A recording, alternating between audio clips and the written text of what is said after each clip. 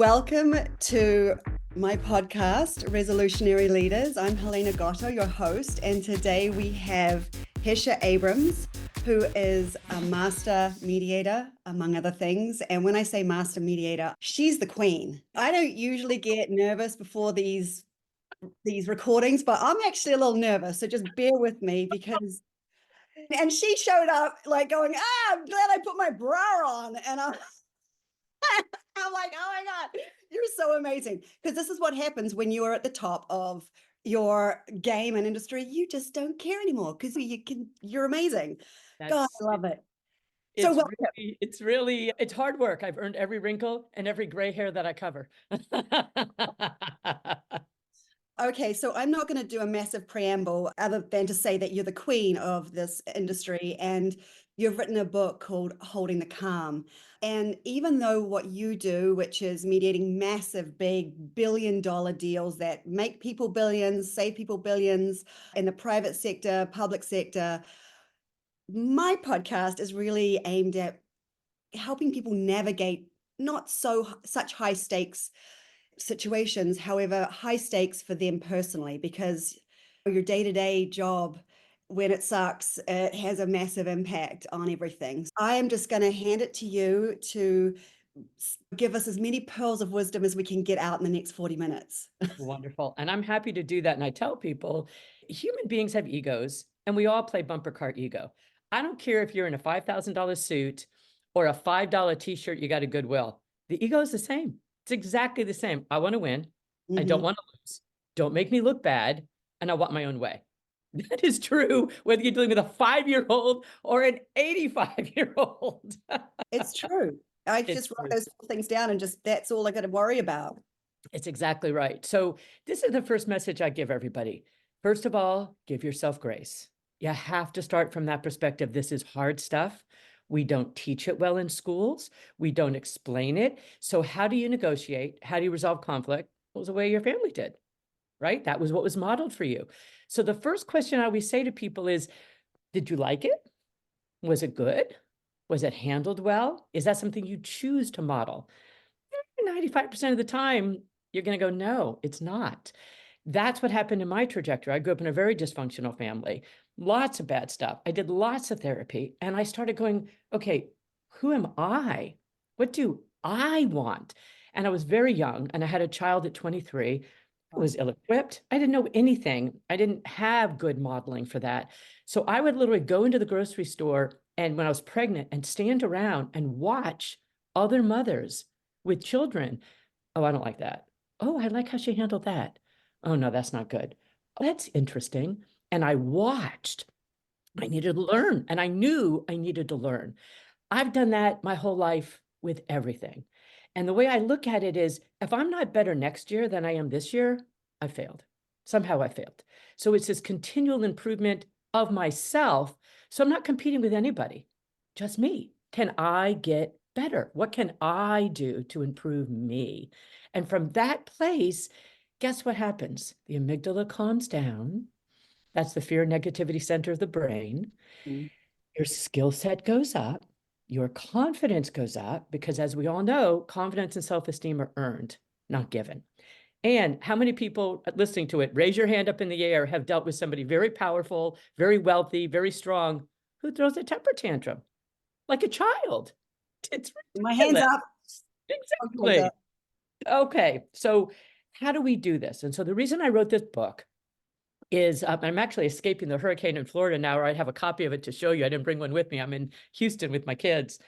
And it was, I make a lot of speeches, and people are always saying to me, you got to write a book, you got to write a book. Because my stuff is not airy-fairy, kumbaya, win problem-solving stuff. That works in, 20% of the cases. But what about the other 80%, where you're dealing with someone you hate, or you don't trust, or you don't like, or who has betrayed you, or harmed you, or not given you credit, or not helped you? That's where the real stuff lies, not in the easy stuff, in the hard stuff. And that's what I do for a living. So I have some techniques and things. How do I walk into a room of 20 people and just immediately assess it? What do I have to do? What don't I have to do? What bait do I put on a cage? What bait do I put on a hook? What breadcrumbs do I lead to actually help people out of the worst times of their lives. When you're in conflict, this is not, oh, yay, this is just wonderful. This is ugly and no one likes it. So what do we do? And that's what I've developed. And that's what I wrote this book, 20 tips, each in their own chapter with sentence stems and stories. And I tell people, take my stuff, use it, make your life better with things that actually work today, not what should work, not what's nice, but what really does work with very difficult, challenging situations. So that's my initial spiel. Yeah, and that's great. I think what happens is we can do those easy conflicts. Most people can do those easy conflicts. And then when it gets difficult, the navigating that, we don't practice it, we're not taught it, we're not actually wired up to being able to deal with those situations in a constructive way in today's society. So it is a skill set that needs to be not only taught but practiced. Indeed. Indeed. If you want to get better at anything, you've got to practice it. But this is the key. You need instant success. Your brain has to say, oh, I can do this. Oh, that worked. You need to have that. So one of the chapters in my book, I call it creating small winnable victories. Mhm. I say, tell everybody, best is the enemy of better. Don't Mhm. go for best. It never works. Go for better. And the proof of it right now in our society is look at how our society was advancing with the idea of diversity and equality. And we were becoming this great society. Too much, too fast, too hard. And look at the backlash that Mhm. has now happened. It wouldn't have happened if it had happened in small, slow, incremental steps. You want something to last? That's how you got to do it. And I know you don't like it. I don't like the chocolate cake is fattening. Yeah, just going to have to accept things the way they are and deal with the hand you're dealt. So that's why chapter 1 of my book is speak into the ears that are hearing you. I wouldn't talk to you the same way that I would talk to Joe Blow over there. Why? That would be silly, Mhm. right? If we're all having pizza and you say, I can't eat that. What's wrong with you? Everyone likes pizza. You're Right. ridiculous. Without finding out that you're gluten intolerant, where I just could have ordered you a cauliflower crust, Mhm. big deal. But we don't take the time to find out anything, even 2, 3 sentences worth of who somebody is and what they want, so you can accommodate it better. And the beauty of that is, what does that do for people? Makes them feel heard, listened to, valued, respected. It's not hard stuff. And you don't have to agree with them. I have friends that are super on the Trump side and super on the Harris side who say, I can't talk to other people. I can talk to you because I listen. Unless you are a certified insane person, you have a perspective based on data and facts. And a lot of times it's the team you want to belong to. Okay. If I listen to you, now I hear what's important to you. And that's one of the things we talk about in the book, how to do that. And I have sentence stems for people. And I've had people, we put them on a Post-it note, put them on your phone, have them already so that in the moment when something happens, you've got these great sentence stems that just open everything up. Ooh, give me one of those. So let's say, let me give you a good example that people like. On my website, by the way, holdingthecalm.com, I have a whole bunch of 1-minute videos that I've done on topics. So it's just like little easy things to do. I'm all about easy and efficiency. So make it a fun thing. Make it be you're at the Thanksgiving dinner table and that weirdo uncle that likes to stir the pot is pushing your buttons. Or you're at the conference table and someone has stolen your idea that you talked to them about yesterday and they act like it's theirs. It works exactly the same way. How do you challenge that? How do you deal with that without becoming the bad guy? And we don't know how to do that, which is why we stay quiet and either bombastic or run over like a doormat. This is how you can take control of the situation. You interrupt and you say, you know what I admire about you? Guess what happens? Everybody stops talking. Everybody, 100% of people will stop talking because moi, I want to hear what you have to say. And then it's always a good verb. Your passion, your commitment, your determination, your curiosity. Pick a verb. It's like literally a game show. Pick a verb. This is not hard stuff. Then literally the other person has to go, was I just complimented? Was I just insulted? What just happened? So let's say I'm at the conference table and I talked with this guy about my idea yesterday and he acts like it's his own at the table the next day. You know what I admire about you? Well, good idea when you hear one. When I raised that with you yesterday, you jumped right on it. And I'm so thrilled that you're jumping on it now, because this means we can really go with it. I so appreciate your support. Brilliant. Brilliant. I love it. Love And it. it works 98% of the time. I am just all about what works, not about making life kumbaya and becoming friends. I don't care about that stuff. How do you make life work? That's really what this stuff is about. And that's why I wrote Holding the Calm, because I want it to be easy for people. It's a cheap little $15 paperback you can read in 2 hours. Make your life better. You can do it. And it's a leadership skill that I think is lacking for a lot of leaders because they're used to the telling people what to do and being the leader as they see it, as opposed to understanding that leadership now is about creating that space and Mhm. holding that space for people to really feel like they can express themselves. It Um, is. It yeah. is. It's very well said. Think of it as parenting. Right now, we have all kinds of parenting problems. Why? Because parents want to be their children's friends. They want to be liked. And that's not good parenting. It's not. You are the parent. You are not the friend. Now, eventually, later it becomes that way. I would have my kids when they were teenagers get mad at me. You're supposed to be my friend. I'd say, I'm your parent first. My job is to raise a good human. Now, as proof of this, I have great relationships with my children, with my in-law children, with my grandchildren, and I'm tough. I'm very tough. I have very firm boundaries because I expect you to be a good person. And that's why they like you, not because you're nice. That's why they like you, because they respect you and they value you. That's what we want from our leaders. You're not my friend, you're my boss. You're making the decisions.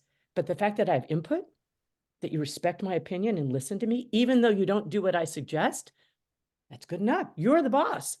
Now, when I'm the boss, I get to choose those things. And I care enough to listen to find out that you're gluten intolerant. Correct. I care enough to do that, but then I will decide what's best for the Correct. job, the outcome, Correct. and hold you accountable to those things. Correct. Absolutely perfect. And I have a chapter in the book called Awowed, A Way Out with Dignity. Oh Mhm. my God, that needs to be used every single day. Think about it. You, me, all of us have put our foot in our mouths. Come on. That's why I started this out with you need grace. You're Yeah. hungry, you're tired, you're cranky, you're overworked. We're all going to say and do things we shouldn't. So you have some grace. So if you want a way out with dignity, you got to give a way out with dignity, Awowed. Mhm. So one of the best ways to do that is, let's say somebody just rah, rah, rah, rah, rah, rah, rah, rah. You can, I'm sorry, the dog's barking downstairs. You can sit back. I'm not sure that came out the way you intended. Can we do a do-over? I love it. 100% of the time, it's going to work. Who says, no, I don't want a do-over? Never. And if you're the leader, what does that do for your power? Who's in charge? You don't have to say, oh, I'm in charge. You're clearly in charge. Mhm. Clearly. How do you know you're a leader? You look behind you and there's people behind you, Mhm. right? It's not a title. And so when you do things like that, you didn't mean it that way. I know you didn't. Let's discuss that again. It's completely different. And let's say you can't even do it in the moment and it's rough. You give someone away out with dignity afterwards. If they screwed up, we have all screwed up, God bless. And sometimes, often, we don't want to go, I screwed up, I'm sorry. You, as the leader, do that anyway. Can I give everybody a silly little example, but it'll stick in your head for this? So when my son brought home his permanent girlfriend that I knew was going to become his wife, I could just tell.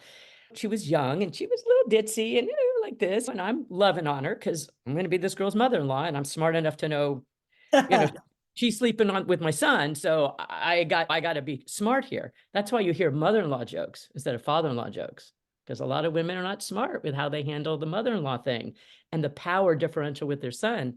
So it was his birthday and I was going to get a cake. And I thought, oh, opportunity. So I call her and I say, him better than me. And what Yeah. kind of cake should I get him? She says, oh, German chocolate cake. Now I know that my son hates coconut. I went, okay. I bought a German chocolate cake. My son does it and he goes, ugh, mom, this is disgusting. I hate chocolate. And she looks at me with big, oh my God, eyes. And I went, I'm sorry, honey. I thought it was chocolate. I made a mistake. And then she just does this. Now, what was interesting is that's the very beginning of the establishment of, I got your back, girlfriend. I got your back. So Uh-huh. you don't have to have power Yeah. differential with me. And now they've been married 17 years, and I have this incredibly close relationship with my daughter-in-law. And I think it started way back when that people, their amygdalas don't hear your words, they see your actions. And can I trust you? Right. Do you Do you have my have to say it? back? Yeah. Friend or foe? Our brain does that real fast. So if you look for opportunities to either protect someone's back, or let's say you're a manager or a leader and you see someone wanting to do something and you say, you know what? I don't think you should do that. I think it could blow back on you. Whoa. How protective is that? How parental Mhm. is that? And most people, not most, I don't know what percentage, a lot of people don't have good parents or don't have good relationships with their parents. So they're weirdly looking to leaders in sort of a parenting role. And whatever the dysfunction they had with their parents, they apply it to leaders. So you have to set a very firm boundary of, these are the rules. This is how this game is done. This is how we do it. People adapt very quickly. And you'll find that they're very, my secretary's worked for me for 15 years. I always have employees stay a long time, or they're out within a month or two because I can see it right away. These are the boundaries. This is how we're going to do it. And people feel safe. Okay, I know what the rules are, and the rules are fair. And they're fair. I don't have to win. I don't have to be agreed with. I don't have to always get my own way, but the rules are fair and firm and consistently implied. That's literally the trifecta for a leader. Firm, consistent, and fair. Correct. I Yeah. should come up with an acronym for that, shouldn't we? Acronyms for everything. I think we can just remember firm, fair, and consistent. It's like being a parent. It's the same. That's what I'm saying. It is. It's, can I say something also really sacrilegious? It's like being a dog trainer too. Yeah, I could go down that road with my, but I've only got boys, so I would be like, And you know what? I see how I laugh a lot.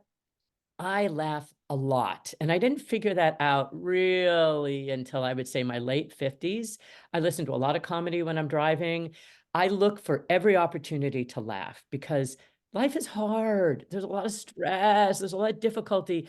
And if I make my little laughing trigger a very light trigger, I'm always putting endorphins and yeah. I'm always dumping dopamine into my system. And people will say, my God, you're such a good audience, or you're Mhm. fun to be around, or you're light. And think about when I mediate, I walk into a case with, let's say, Google. Somebody says, give me $100 million. I invented search. And Google says, go away, little boy. How do Right. I solve stuff like that? I make it light and I joke around with myself, with others. I laugh at myself. A lot of authority comes from that. And look at the longevity issue. I'm very healthy. I feel like it's a good counterpoint to stress and difficulty, is to just, as much as you can, find an excuse to laugh. It's great stuff.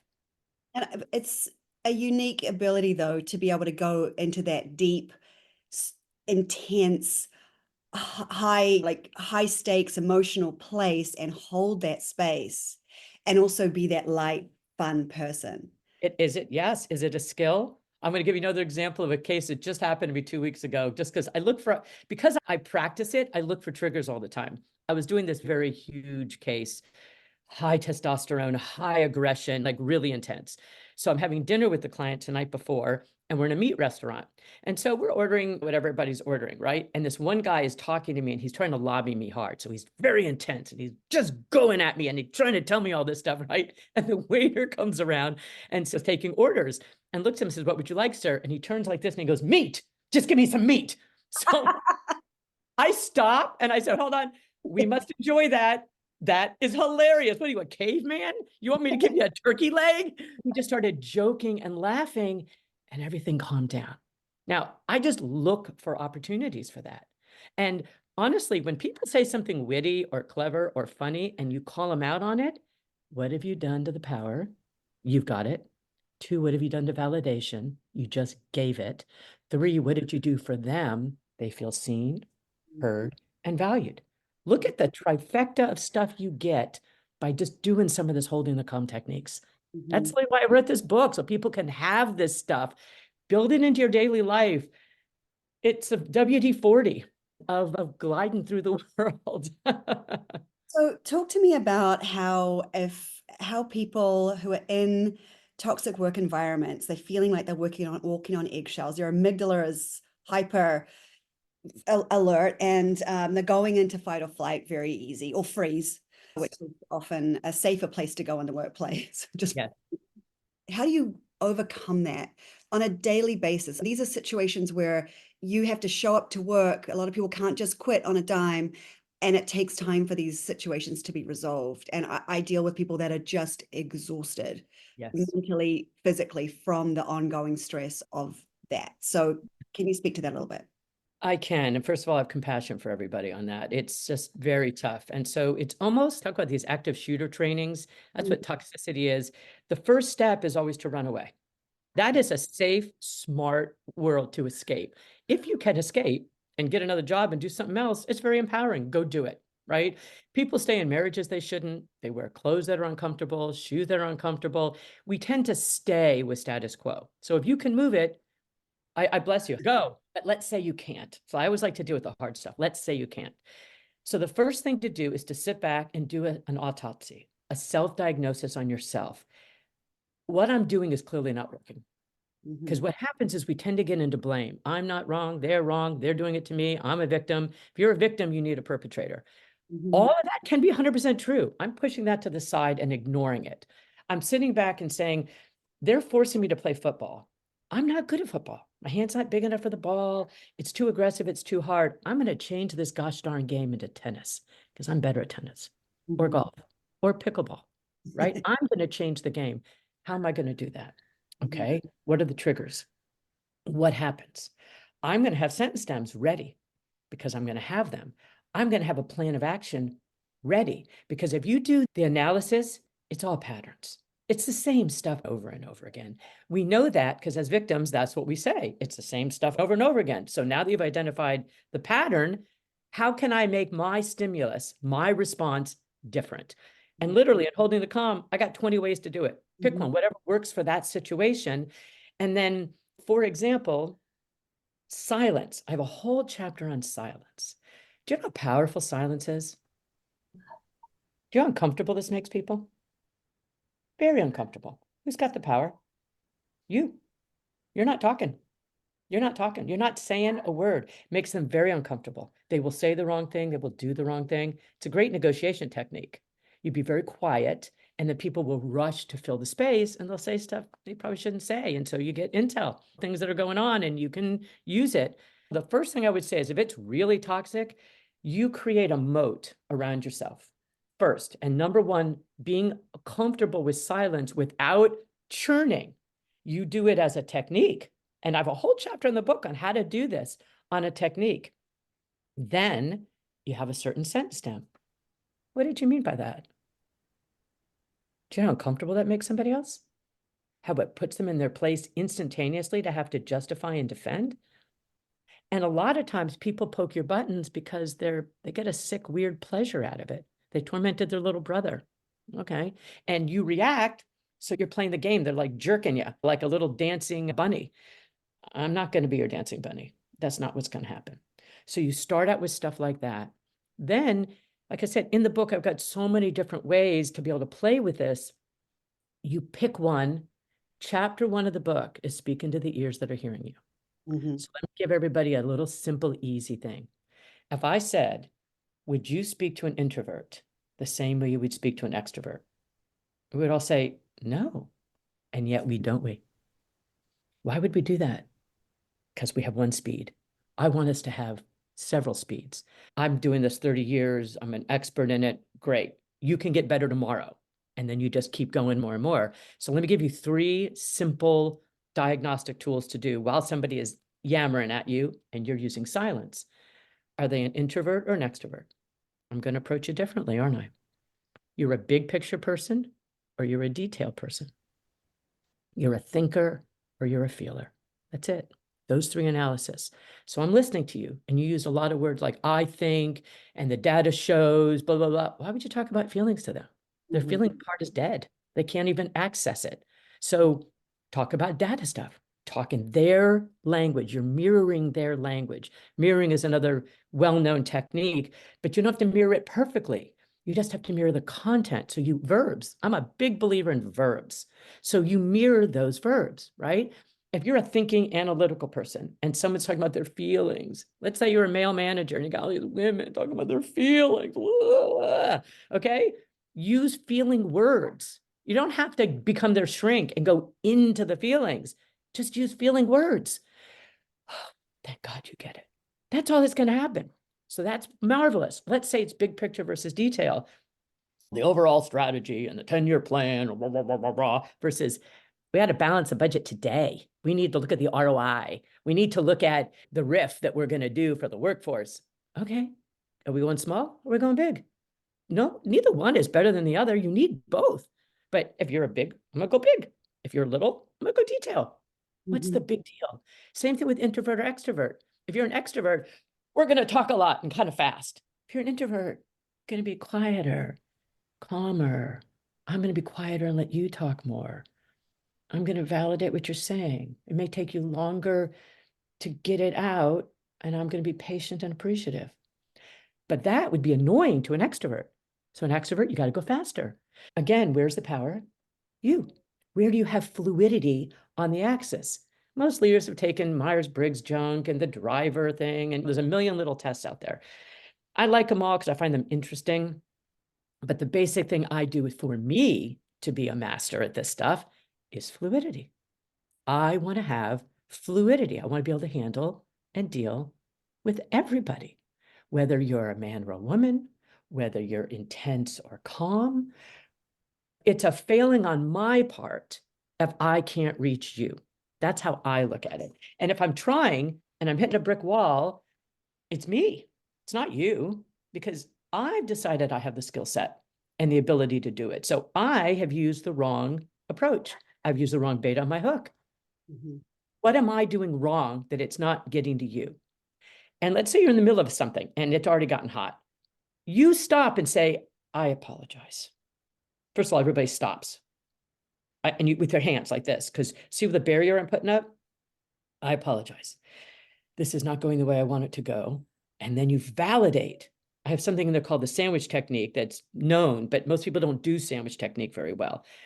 I apologize. I value you, verbs. I respect you, verbs. I admire you, verbs. I like you. I love you. I appreciate you, verbs. And I don't feel like I'm hearing you. I want to take a step back and I really want to hear your perspective. What did that just do to the encounter? Who won? You. It's incredible. And it works every time. The other person goes, you either just gave them a wow with dignity. You gave them validation. You gave them understanding. You gave them respect. You gave them everything, and yet you apologized. Isn't that interesting? And you didn't apologize for content. You didn't apologize for a thing. You apologize for process. And where is 90% of all of our conflict? Process. Mhm. Isn't that fascinating? Yes. It's just fascinating, this stuff. I love it because it's human beings are just, we are such interesting creatures. And I think what I'm loving is you're putting it into such tangible concepts, as opposed to there are things that some of us just do naturally without realizing we're doing it. And then there are other people that don't do them naturally and are like, I just can't work out how to do that fluidity piece. But you're putting it into very tangible terms, And actionable terms. exactly. And get better today. And what you can practice on, you got a lot of guinea pigs, whoever you live with. Oh yeah, I got a lot of things in my house. Or if you care more about your family, you got a lot of little guinea pigs at work. Guinea pig on people. Literally go to work today and say to yourself, I'm going to try this stuff. I'm going to see if what she said works. I'm going to look at that. And I'm going to just try it. And the things, you'll be clumsy at first. Like with any new skill, you're going to be clumsy at first. Then you're just going to get better and better because let's say, for example, validating. You can do it patronizing. I can say, oh, I really admire how you did that. Or, Mhm. oh, I really admire how you did that. Ugh, ugh. or I can be in the middle. I really admire how you did that. Right? Now, are you going to have to learn how not to be patronizing? I remember, 20 or 30 years ago, there had to be training for male managers to not validate women employees based on their clothing or their hair. And they couldn't get it. They couldn't understand why this is bad. And it took years of them just getting whacked around till finally now they're just going to go, I'm not going to do it. But the idea was, you're looking at my outside, not my inside. You're not seeing me and who I am. Men didn't get that, but men don't do that to other men. Men don't compliment each other on their shirts, right? So unless they're gay, then of course they do. And it's okay, but that doesn't happen. So again, I'm always going to go back to chocolate cake is fattening. That's the way it's going to be. I'm going to deal with the hands I'm dealt. I'm going to deal with real life people and real life situations. And I'm not afraid of anything. I'm not afraid of any conversation. I'm not afraid of any situation. I know I can handle it. Why? Because I've been practicing this holding the calm stuff a lot. So that's Yeah. what I say. Well, start to take one of them, practice it. Yeah, and I doing it in a low stakes situation, because why you're not afraid of anything is you've been in the highest stakes situations and been able to still function that way. And I think it takes that practice of doing it in the low stakes environments and practicing. So then it gets, when you're high stakes, you're able to do it. Well, all the PC stuff, like we're afraid to say things. Oh See, yeah. I could make a joke about gay guys talking about their clothes, and I'm not afraid. I'm not worried about it. And let's say, I'm going to use that as an example. Let's say somebody was offended. Oh, I'm offended. What would my first answer be? Oh, why? Hmm. What are they going to say? Whatever they say, you go, do you think that was my intent? So the joke hurt your feelings. I'm sorry about that. I can get that. See how it's wet spaghetti sauce? You wipe it up with a sponge, it's done. You leave it overnight, you're scraping it off with a knife, right? That's what this stuff is. The more you do it, it's just part of me. Now, this is the piece I want to give everybody because I'm very honest. I'm a human being. I'm hungry, I'm tired, I'm cranky. I did a case last week till 3 o'clock in the morning, and it was brutal. And I come home and I'm exhausted, and I was very cranky that day. And I said something to my husband that was a little harsher than I wanted to. So what did I do? I'm sorry the way that came out. That's not the way I intended it. I apologize. Can I have a do-over? Wet spaghetti sauce. Wipe it right up. But it's because I practice this stuff all the freaking time. And when I'm wrong, I look at myself. Did I do that as well as, not that you think I'm wrong. Did I do that as well as I would like? And I've done big, high stakes, political, intense situations. I've done things with large communities ripping themselves apart over. I did one with teaching the Bible in the schools. I did one with a giant diversity program where I had an entire community and I had to fly in for a week and be there every day in a very structured way, and I get them resolved. So it's like having a drum major. It's having a good OBGYN. A woman can give birth by herself in the field. No, someone will die and it won't be good. It's better to have a doctor or a midwife there. So that's what it is with this kind of conflict stuff. You're shepherding, helping, making sure it doesn't get cattywampus, it doesn't get off track. Then things can actually get done because that's what leadership is. That's what a drum major is. That's what a midwife is. Pick your analogy for whatever it is in your world. A good parent works. So going back to the spaghetti sauce and waiting for it to, and don't wait for it to dry. One of the things that is happening in some of these companies that I'm working with is people will say about the gay men talking about their shirt, and then that person says nothing in the moment, stews over it, goes to HR, complains to Yeah, HR, pulls the other person in. The other right. person is like, what the? Okay, but you can't say anything to this other person Yeah, because I just need you to be more PC. Don't say things like that. Okay, now go back and work well together. Now, it's terrible. It's it's terrible. terrible. And It's so terrible. because now you've got no trust. Now you don't feel like you can say anything. Right. How do you get that? It's how do you create that environment where that person is immediately able to say to you, that just comment was really, I Right. think, off. So I'm glad you raised that because again, I like the advanced stuff. So think about that. That is legal CYA, the same way a doctor orders an MRI as a medical CYA, right? So this is the way the system's going to be because the system will protect itself. That is in biology. That is nature. The system will protect itself. That's why the Catholic Church got in trouble all those years with all that stuff. The system protected itself. It's just the natural way things are.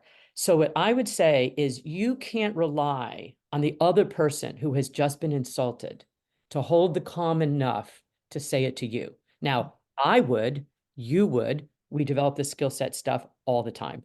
But let's say I'm really insulted. I may need silence to just collect myself so I don't say something I don't want to do. So you can't rely on the recipient. You have to be the one. So you have to see it in their faces to say it. I joke around all the time and I don't worry about it because I know I can handle it. But I joked around with you and I saw maybe a little something in your eyes. I thought, oh, maybe I should clarify that. So I did.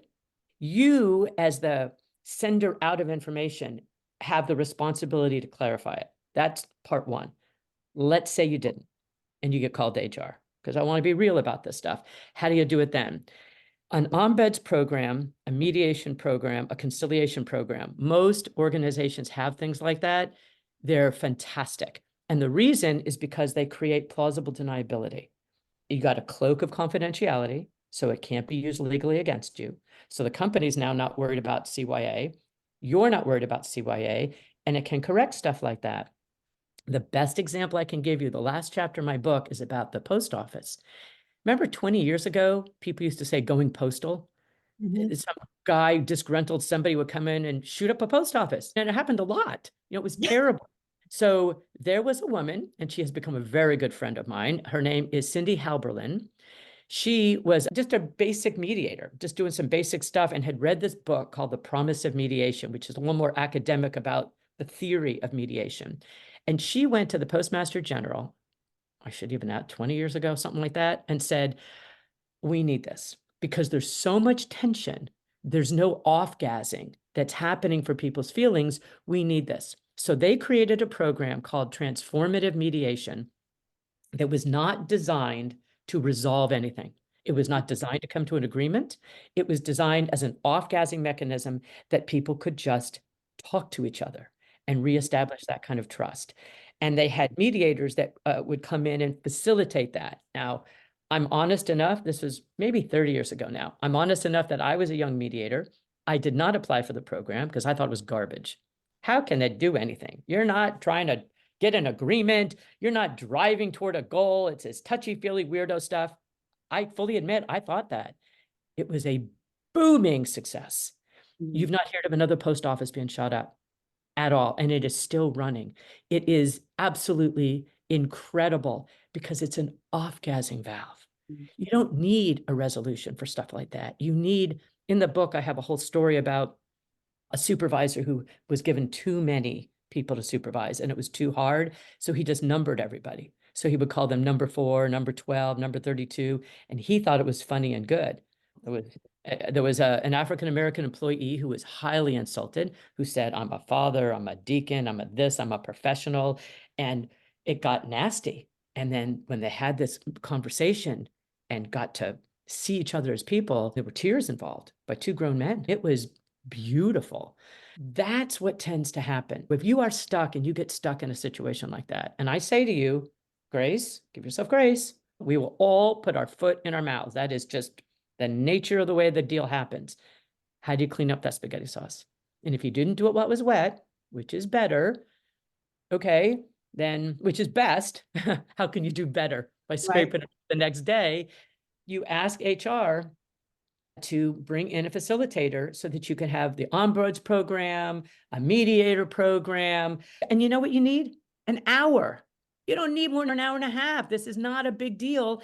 And it's wiping the wet spaghetti sauce up and it cleans it up. And then now those people can be bonded even more after going through something like that. You're singing my song right here. This is what I've been trying to say. You said that a lot of companies have this. I actually don't think they do. And because yes, some of the really large companies, yes, absolutely, they have the third party neutral.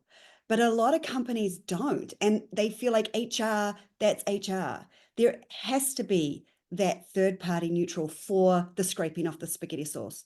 And I think today the climate, given the breakdown in communication, the way this new generation are struggling to really communicate and deal with conflict face to face because they've spent so much time like on screens. And then also with the pandemic and people being isolated and not having a lot of developing this skill set, I think that there's even more need for that neutral third party and that ability to be like, okay, we need to create a space for you to have this conversation and come back together. Because Yes, I think what happens is the moment you're going to HR, you can't deal with it. Now the relationship's going like this. And it's indeed. actually need that third party to facilitate you to come back. Yes, indeed. You are 100% correct. And let me caution, often people in HR will say, let me call our lawyers. No, Please don't do that. That makes you seem like you are bolstering for a fight. You call in a mediator. Now, the lawyer, I'm a lawyer mediator. You can be a lawyer, that's okay, but you must be a mediator. You must be trained in how to do things, how to be an ombuds, how to ask questions correctly, not to be antagonistic, how to open something up as opposed to protectively shutting it down. You must be trained in how to do this. And I cannot tell you the number of cases that I've mediated where HR called in their lawyer to investigate. Oh my God. Oh my God. It becomes such a hard mess to clean up afterwards. Immediately, wet spaghetti sauce. That should be the name of the program. Wet spaghetti sauce. You bring in a third-party mediator immediately and you make it light, just so you guys can talk it through. Right? Now, let me go for hard. I always like to go for hard. Let's say an employee says, I don't feel safe. Mm-hmm. That can happen because remember, people are replicating their family situations and their parenting situations or their spousal situations. This is what you do in HR. What would make you feel safe? Yeah.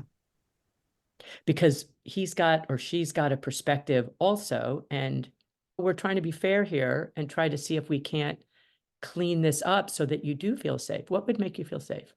Okay. Now, it's not bringing your lawyer. That's not good. Is there a friend at work? Is it your brother? Is it your spouse? Okay. So what? What difference does it make? Now, let's say I want to make this hard. Let's say the other side says, sure, fine. Let's say the other side, I'm not going to be there alone, 2 against 1, blah, blah, blah. Fine. What would make you feel safe? Now, did you just make it a little harder for the mediator? Because now there's 4 people to deal with instead of 2? Yeah, that's why you hire a professional. That's why you hire a mediator, because you can handle it. That's why. That's why. Wet spaghetti sauce. That's the name of our new program, Wet Spaghetti Sauce. I was calling it the Center for Care and Accountability. That works too. Wet spaghetti sauce, aka wet spaghetti sauce. Well, gosh, I'm so grateful to you for your time, and this has been fascinating. And I am literally going to like overnight your book so I can study it, and then I'll be I'll tell you what I put in the book also for people. The publisher wanted me to write a workbook and they were going to sell it as a separate thing. And I said, no, I want to give it away for free. So in the back of the book, I have a workbook and it tracks the book. So this way, training budgets are being slashed. People don't want to put stuff into touchy-feely stuff. So it's a $15 book on Amazon. It's like nothing. So get people in your work group or in your family or in your church or in your HOA. If you get a little book group going and you read it together, then you follow the questions along and it becomes a really effective training, and you don't need a third party to do that. Is it better if you have someone facilitate it? Always, of course. But if you don't have the budget for that, you just do it yourself. And this is what happens. I ask the questions and someone says, I thought that was stupid. That would never happen. And someone else says, really? That happened to me. No, you're kidding. No, it's not. Tell me about it. What just happened? Learning, team building, trust building from just that. It's magic beans. It's really crazy magic how that happens. So that's why I did it, to get it out there for people.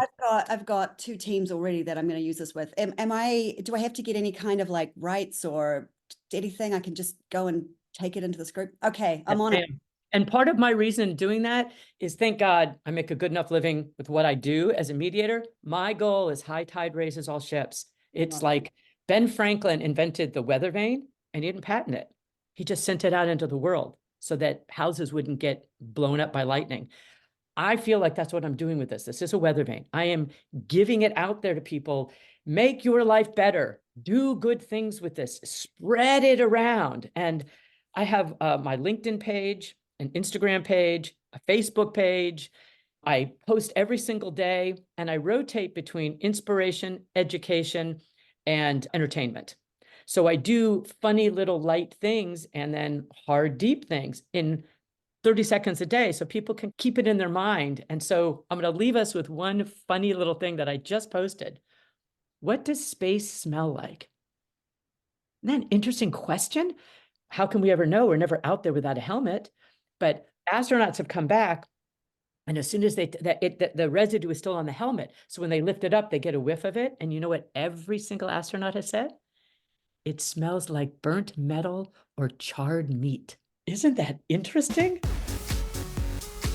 Fascinating. They think it's from the stars or the gas, or there's so much to learn. What a great time to be alive. How exciting. A great time to be alive. Hesha Abrams, everybody, my idol. Thank you so much.